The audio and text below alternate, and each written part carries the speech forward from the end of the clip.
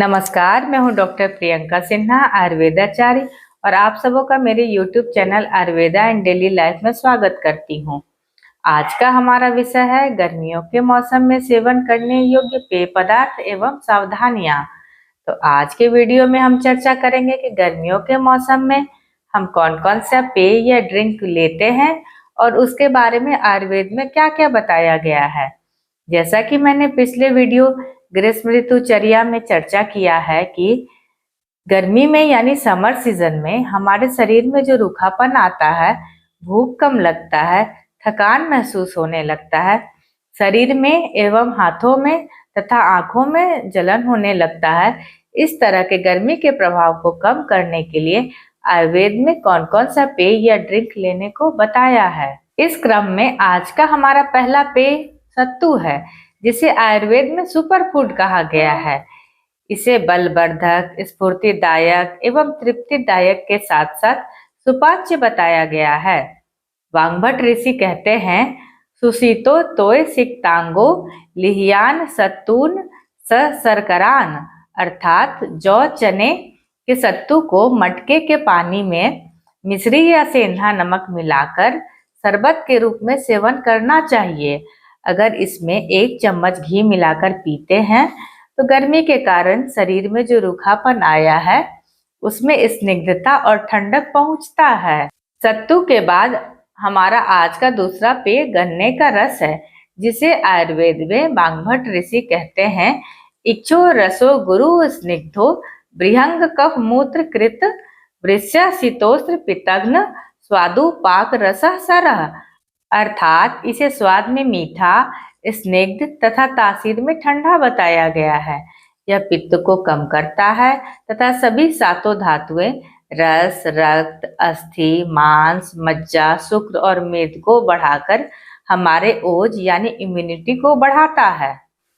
गन्ने का रस हमें इंस्टेंट एनर्जी देता है, डिहाइड्रेशन को कम करता है। इसमें नेचुरल शुगर के साथ साथ बहुत सारे विटामिन, कैल्शियम, एंटीऑक्सीडेंट पाए जाते हैं, जो हमारे शरीर के लिए बहुत उपयोगी है। इसे चूसकर या दांतों से चबाकर खाने को बताया है। अगर जूस का सेवन करते हैं तो फ्रेश जूस को घूट घूट कर पीना चाहिए। खाने के तुरंत बाद और सूर्यास्त के बाद सेवन नहीं करना चाहिए। नींबू और अदरक के साथ सेवन कर सकते हैं, परंतु बर्फ के साथ सेवन नहीं करना चाहिए। प्रमेह यानी डायबिटीज, सर्दी, खांसी, दमा जैसे रोगों में गन्ने के रस का सेवन नहीं करना चाहिए। आज का हमारा अगला पेय बेल का शरबत है। बेल के फल को आयुर्वेद में गर्मियों का सर्वश्रेष्ठ फल बताया गया है। श्री फलस्तु वरस तिक्तो ग्राही रुक्षो अग्नि पित्तकृतः वात श्लेष्म हरो वल्यो लहु रुक्षणस्य पाचनः, अर्थात ये नेचर में गर्म है, बल को बढ़ाने वाला है, वात और कफ को कंट्रोल करता है। ये ग्राही है, अर्थात शरीर में चीजों को पकड़कर रखता है। ये सांस के रोगों पर बहुत अच्छा काम करता है। मुंह सूखने की समस्या में भी आराम पहुंचाता है। ब्लड शुगर लेवल को कंट्रोल करता है। बार बार पेशाब होने की तकलीफ को भी ठीक करता है। इसे 50 से 100 ml की मात्रा में लेना चाहिए। जिनको बहुत अधिक गर्मी लगती है, गर्म चीजें सूट नहीं करती हैं, उन्हें बेल का शरबत नहीं लेना चाहिए। हमारा आज का चौथा पेय नारियल पानी है। गर्मी के दिनों में नारियल का पानी जरूर प्रयोग करना चाहिए। आयुर्वेद में कहा गया है, नारिकेलोदकम स्निग्धम स्वादु वृष्यम हिमम लघु कृष्णा पित्त नीलहरम दीपनम वस्ति शोधनम, अर्थात ये पचने में हल्का है, इसमें स्निग्धता है, ये तृष्णा निग्रहण यानी बार बार प्यास लगने की समस्या को दूर करता है, वात और कफ को कम करने वाला है, वस्ति शोधन यानी ये यूरिन क्लीन करने का काम करता है।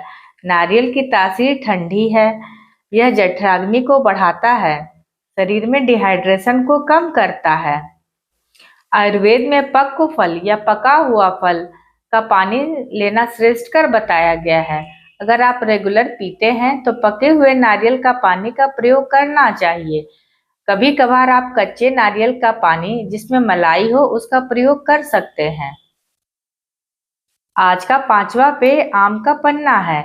इसे कच्चे आम को भूनकर या पकाकर बनाया जाता है।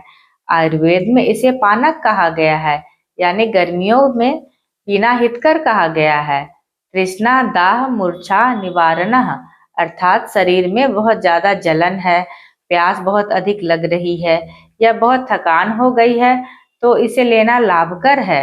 यह इम्यूनिटी को बढ़ाता है, लू और डिहाइड्रेशन से बचाता है, पाचन संबंधी समस्याओं को दूर करता है, हीट स्ट्रोक से बचाता है तथा खून की कमी को दूर करता है। आज का छठा पेय सब्जा बीज पेय है, जिसे वन तुलसी भी कहते हैं। बर्बरती अतिशयम स्वी करोति विविधानम गुणान इति, अर्थात इसे मधुर रस वाला, स्निग्धता प्रदान करने वाला बताया गया है। इसकी तासीर ठंडी है, यह शरीर को लुब्रिकेट करता है, मुंह के छालों को कम करता है, डाइजेशन सिस्टम को इम्प्रूव करता है, यह वात और पित्त दोनों को कम करता है, इंस्टेंट एनर्जी देता है तथा पेट को साफ करता है। इसकी 1 चम्मच बीज को पानी में आधा घंटा भिगोकर रखें और 1 चम्मच मिश्री के साथ शरबत के रूप में सेवन करना चाहिए। इसमें फाइबर कंटेंट बहुत ज्यादा होता है, अतः एक दिन में 2 चम्मच से ज्यादा नहीं लेना चाहिए और इसे कंटिन्यूअसली नहीं लेना चाहिए। जिनका कफ दोष बढ़ा हुआ है उन्हें इसका प्रयोग नहीं करना चाहिए। आज का 7वां ड्रिंक धनिया पानी है, जिसे आयुर्वेद में धान्यक कहा गया है। कुर्सीतम रोग समूहम तुम्बति अर्दयति इति, अर्थात यह शरीर के सभी रोगों का विनाश करता है। यह पचने में हल्का होता है, इसमें स्निग्धता है। यह त्रिदोष यानी वात पित्त और कफ तीनों दोषों को बैलेंस करता है।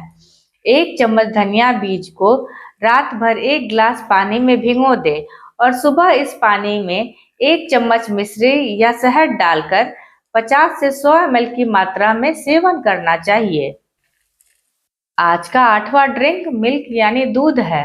ग्रीष्म ऋतु में दूध का सेवन भी जरूर करना चाहिए। इस मौसम में आप गाय या भैंस दोनों का दूध ले सकते हैं।